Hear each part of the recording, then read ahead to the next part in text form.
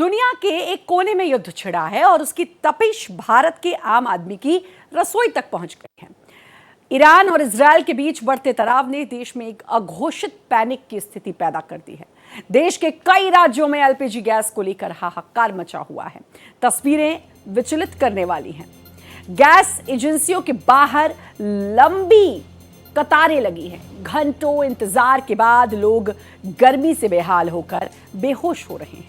कहीं कहीं तो नौबत मारपीट और हंगामे तक आ पहुंची है।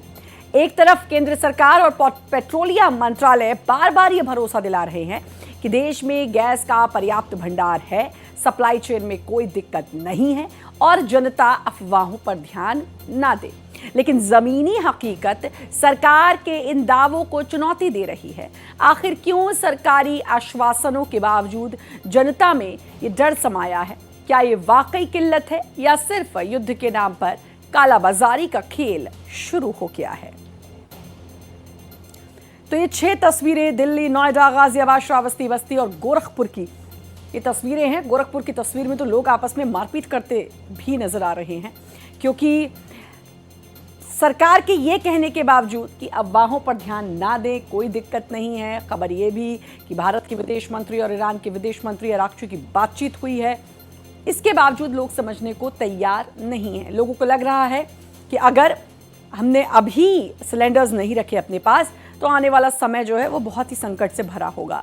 लेकिन सरकार बार बार कह रही है दाम जो है घरेलू सिलेंडर का वो 1800 तक पहुंच गया है।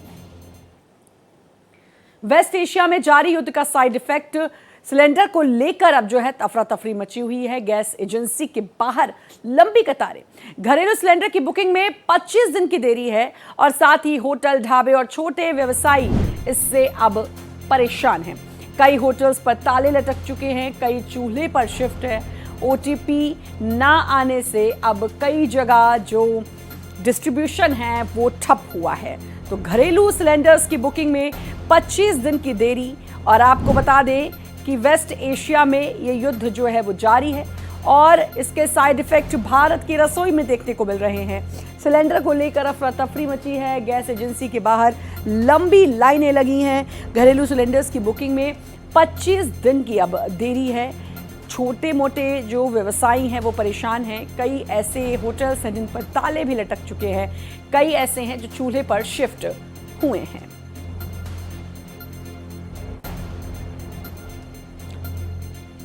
तो वेस्ट एशिया में जो युद्ध जारी है उसका साइड इफेक्ट सीधे सीधे भारत की रसोई, होटल, ढाबे, जहां जहां खाने पीने का सामान मिलता है वहां पर इसका असर, छोटी छोटी चाय की जो गुमटी होती है वहां पर इसका असर देखने को मिलता है।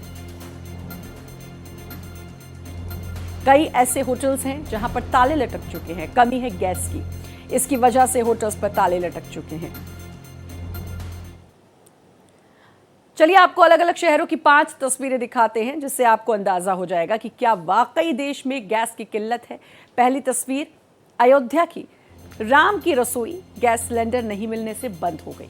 इस रसोई की शुरुआत 8 साल पहले हुई थी। बाकी दूसरे शहरों की तस्वीरें भी आप देखकर अंदाजा लगा सकते हैं। चाय, बिरयानी और डोसा भी चूल्हे पर जो है अब बनाने को मजबूर हो चुके हैं। ये तमाम जो संचालक हैं जिनका होटल चलता है, तो ये जो परेशानी है, राम की रसोई अयोध्या में 8 साल पहले शुरू की गई, लेकिन वहाँ पर गैस की किल्लत की वजह से उस रसोई को फिलहाल फौरी तौर पर बंद करना पड़ा है कुछ दिनों के लिए।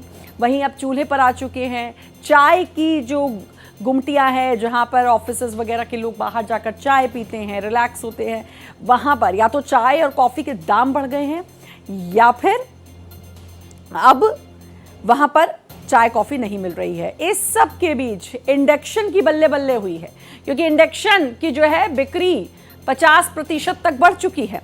लोग इंडक्शन ले रहे हैं। आप अगर जो जितनी भी शॉपिंग साइट्स आपके पास होंगी उसमें खोल कर देखेंगे इंडक्शन, तो ज़्यादातर जगह पर वो आउट ऑफ स्टॉक दिखेंगे, क्योंकि लोगों को लग रहा है कि अब एक ही विकल्प बचा है कि बिजली का सहारा लेकर इंडक्शन चलाकर हम इस तरीके से जो है खाना बनाएं। तो ये बड़ी परेशानी की ओर बढ़ रहे हैं। हालांकि सरकार जो है वो बार बार ये भरोसा दिला रही है कि आप शांत हो जाइए, मत परेशान होइए, चीज़ें ठीक हो जाएंगी, अफवाहों पर ध्यान ना दें। भारत एक्सप्रेस भी आपसे यही अपील करता है कि कृपया अफवाहों पर ध्यान ना दें, सरकार जो बात कह रही है उसको जाने समझें और उसके बाद ही जो पैनिक है वो तब आप क्रिएट करें, उससे पहले ज़रूरत नहीं है। सच में किल्लत है या अफवाह?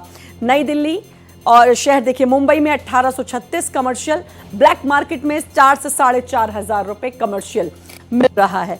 चेन्नई में 2,043 रुपए कमर्शियल का दाम है, लेकिन कितने का मिल रहा है? 3,500 से 4,200 रुपए तक का। कोलकाता में 1988.50 है, 4,000 से लेकर 4,800, लगभग 5,000 मिल रहा है। नई दिल्ली में 3,200 से 4,000 के बीच बिक रहा है, जबकि 1,883 रुपए इसका दाम है। तो अब ब्लैक में बिक रहा है ये जो सिलेंडर है, और इसी वजह से और ज़्यादा पैनिक। नई दिल्ली में देखिए कीमत घरेलू सिलेंडर की 913, मुंबई में 912, 921, कोलकाता में 939, चेन्नई में 928, नोएडा में 910, भुवनेश्वर में 939, 965, 950, 922, हैदराबाद, लखनऊ और त्रिवेंद्रम की अगर हम बात करें, ये है मतलब 900 में 900 के अंदर अंदर, कहीं 910, नहीं 939 ऐसा मिल रहा है। नई दिल्ली में 913, नोएडा में आपका मिल रहा है 910, 915 बेंगलुरु में, चंडीगढ़ में थोड़ा कम दाम का मिल रहा है। ये जो है घरेलू सिलेंडर जो कि 14.2 किलो का होता है, जो घर में इस्तेमाल किया जाता है, उसका दाम है। लेकिन कई जगह इसका दाम जब बढ़ जा रहा है तो लोगों में और पैनिक क्रिएट हो रहा है। और उसकी वजह क्या है? उसकी वजह यह है जमाखोरी। उसको जमा कर लिया जा रहा है कि आगे ज़रूरत पड़ी तो भाई हम ऐसा करेंगे, हम इसका इस्तेमाल करेंगे। इसी वजह से ये पैनिक ज़्यादा क्रिएट हुआ है।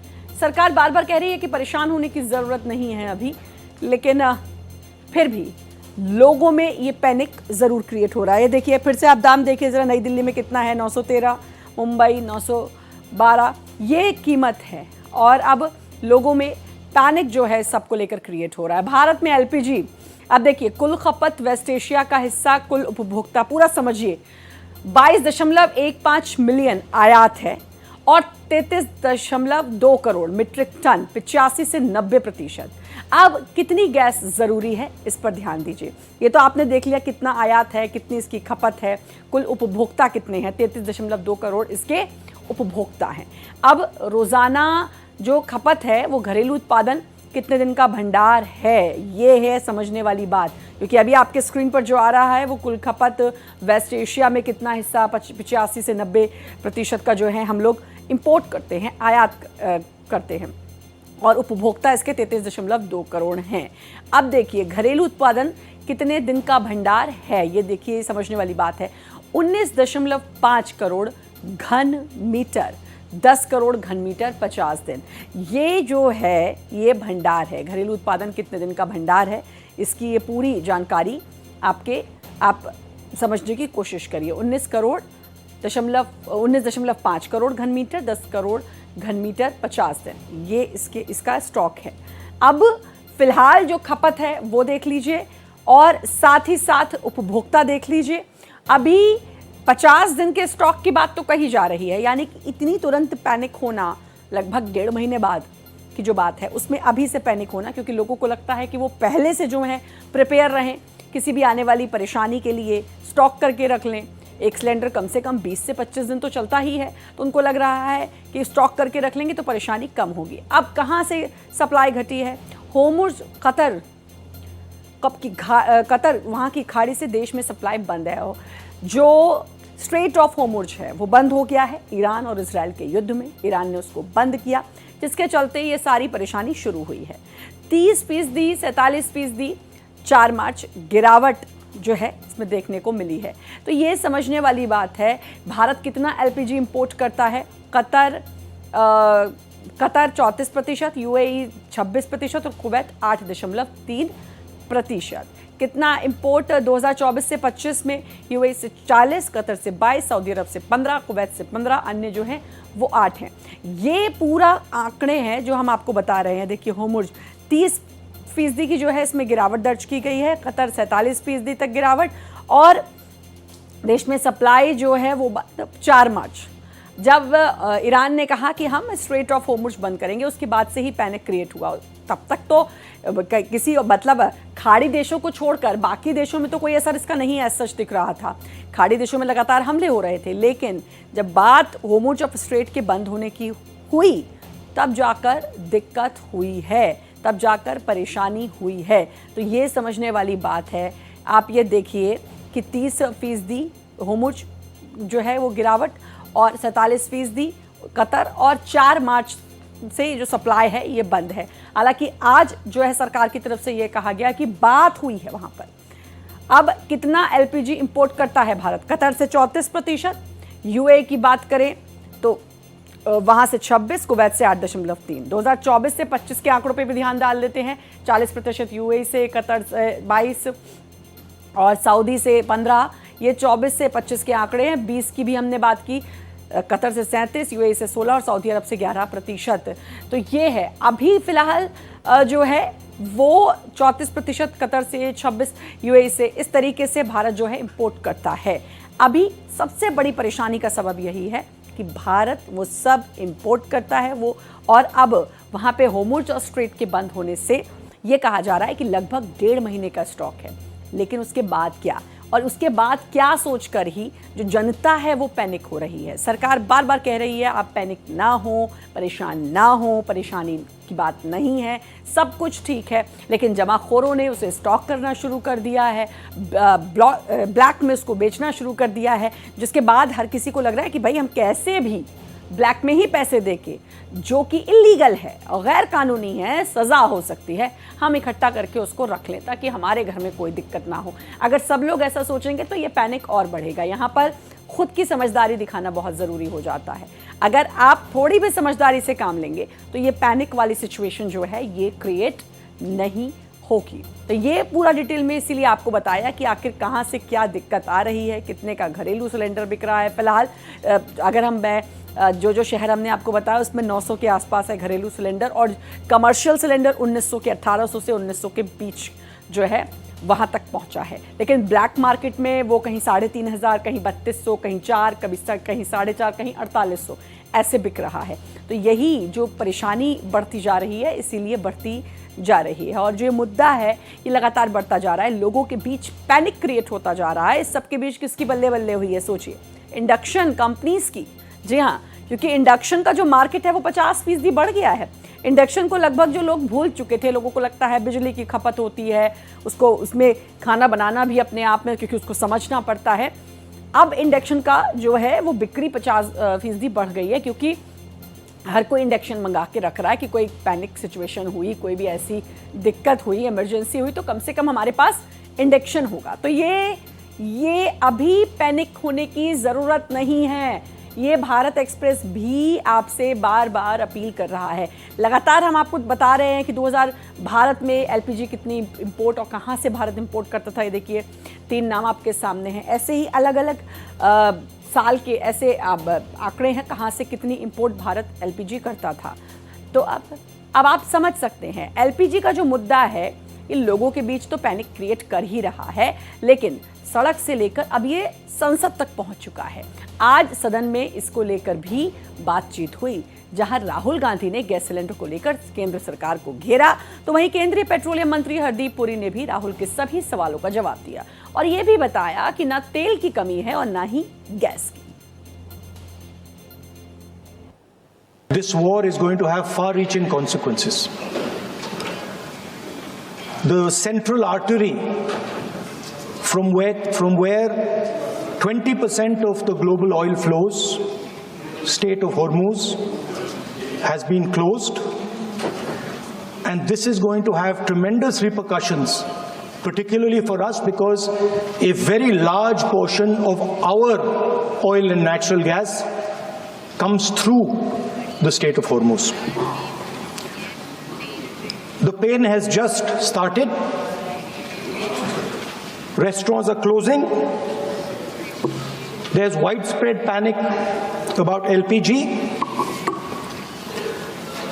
Street vendors are affected. Cooking gas. Hence, Hence, in the last 5 days, LPG production has been increased by 28% through refinery directive, and further procurement is actually underway.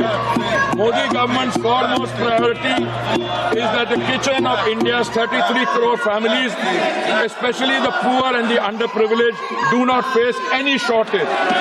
Domestic supply is fully protected and the delivery cycle is unchanged. The standard time for booking to delivery for domestic LPG cylinders remains 2.5 days, unchanged from pre-crisis norm. Hospitals and educational institutions have been placed on uninterrupted priority supply, and their access to LPG is fully assured regardless of broader demand condition. अब मुंबई में भी LPG cylinder की कमी देखी जा रही है। ऐसे में लोगों के घरों तक सिलेंडर नहीं पहुंच रहा है। बुकिंग करने के 8 दिन बीत जाने के बाद भी सिलेंडर नहीं पहुंचा। ईरान पर अमेरिका और इजराइल के हमले की वजह से मुंबई में एलपीजी कुकिंग गैस की अब कमी देखने को मिल रही है। ऐसे में अब लोगों के घरों तक सिलेंडर नहीं पहुंच रहा है और उन्हें काफी परेशानियों का सामना करना पड़ रहा है। जिस तरीके से पहले लोग अगर सिलेंडर बुक करते थे तो 1 से 2 दिनों के बाद सिलेंडर उनके घर पर पहुंच जाता था, लेकिन अब हफ्ते बीत जा रहे हैं लेकिन सिलेंडर उनके घर पर नहीं पहुंच रहा है और ऐसे में उनके पास कोई दूसरा विकल्प नहीं है। कई इलाकों में हम जाकर लोगों से बातचीत करने की कोशिश कर रहे थे और उनका यही कहना है कि उनके पास जो बचा हुआ सिलेंडर है उसी से वो खाना बना रहे हैं। मतलब कि अगर ये सिलेंडर खत्म हो जाएगा तो उनके पास खाना बनाने के लिए दूसरी जो कोई व्यवस्थाएं हैं वो नहीं होंगी, क्योंकि उनके पास अब सिलेंडर नहीं बचा है। इसके साथ ही अगर वो सिलेंडर बुक कर रहे हैं तो वहाँ से कोई भी रिस्पॉन्स नहीं आ रहा है। इसके साथ ही सिलेंडर भी बुक नहीं हो पा रहा है। अगर वो डिस्ट्रीब्यूटर से बात करने की कोशिश कर रहे हैं, गैस एजेंसियों पर जा रहे हैं तो वहां पर लंबी कतारें हैं और ऐसे में उनको कोई भी जानकारी नहीं दी जा रही है। बता दें कि जिस तरीके से मिडिल ईस्ट में युद्ध छिड़ा हुआ है उसका असर हर जगह देखने को मिल रहा है। कैमरामैन रोहन के साथ में आंचल तिवारी, भारत एक्सप्रेस।